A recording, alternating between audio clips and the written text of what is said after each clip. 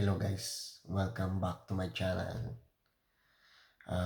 Ngayong video nga pala guys ay share ko sa inyo ang aking mga collection ng NBA cards. Yan, personal collection ko guys dito sa New Zealand. Sana magustuhan nyo ang aking video ng NBA cards collections. Hello guys. So, eto nga pala ang aking mga NBA card collection ko dito sa New Zealand. Mga mag sila guys. Yan. Magnetics mag.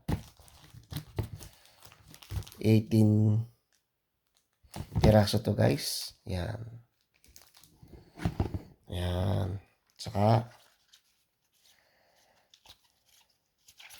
6 na naka-top loader guys. So, share ko sa inyo guys ang mga player ko na personal collection ko dito sa New Zealand. Ito si Pascal Siakam ng Toronto Raptors dati. Yeah. Tapos si Luka naman. Yan. Luka. Pasensya na guys sa aking kamay at madumi. Kasi isa tayong construction dito sa New Zealand. Yan. Oh, ito. Si Kyle Lowry. Yan. Favorite player ko rin to guys. Yan. Uy. Ito pa. Ja Morant. Yan.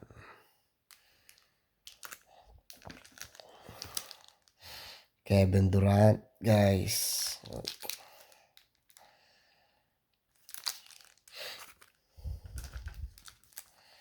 James Harden.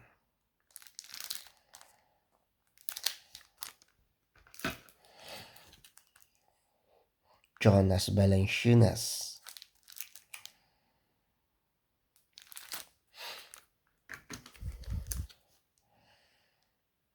Kawhi Leonard. Yan. Dating Toronto Raptors. De'Aaron Fox. Kasanggan ni DeMar DeRozan.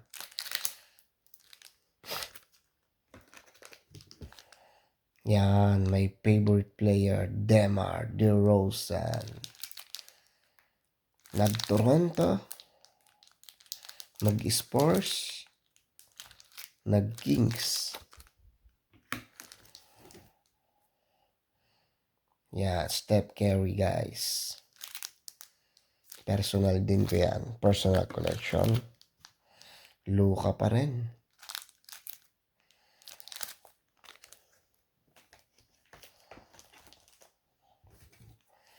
Uy, retired na. Si Terrence Ross. Ng Toronto Raptors din.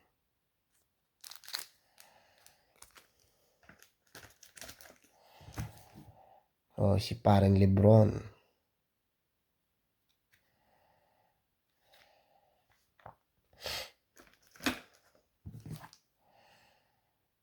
Giannis, yan.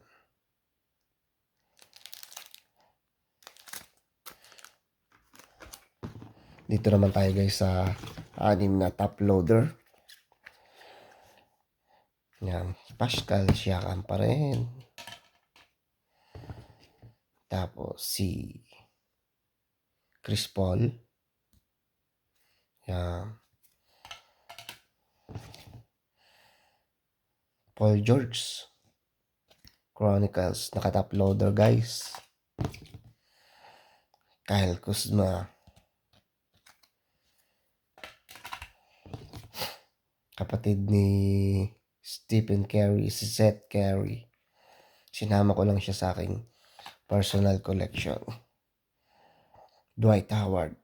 Yan. Ito guys ang aking mga collection ng NBA cards dito sa New Zealand. Ito pa, marami pa akong NBA cards oh. Mga superstar yan guys. Pwedeng pambenta sa Pilipinas yan. Nabili ko sa murang halaga dito sa New Zealand. Yan. Tapos itong display card naman guys, nabili ko lang dito sa Temu. Dito sa New Zealand. Tsaka ito. Yan. Mura lang siya guys. Yan. Sana nagustuhan nyo ang aking video ng NBA cards collection ko guys. Salamat po sa panonood. Ito nga pala si Tito Batang, isang still fixer at NBA card collectors dito sa New Zealand. Maraming salamat po. Rock and roll. Ang dumi ng kamay ko.